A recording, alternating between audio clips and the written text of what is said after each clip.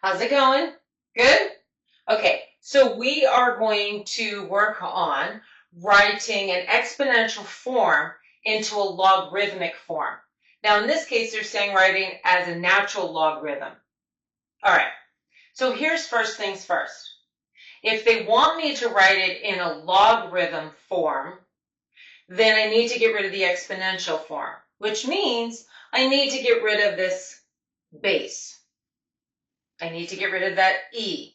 So first and foremost, what I'm going to do is I am going to take the log base e of the left side, because when I do that, it cancels out the exponential base e.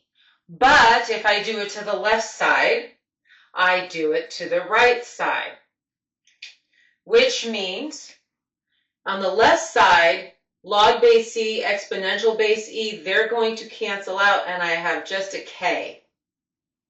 Over here on the right side, I'll have log base e of m. Does that make sense? Good. But log base e can be written as natural log or log natural, in this case, of m. With me? Wonderful. Again, if they want to write it in logarithmic form, then I need to cancel the exponential form. And the inverse of an exponential is a log, but only if it has the same base.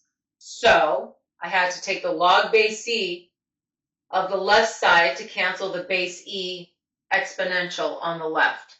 But if I do it to the left, I do it to the right. And this is what came out. Are we cool? Okay. I have some examples coming your way. Work on them before you find my answer key video.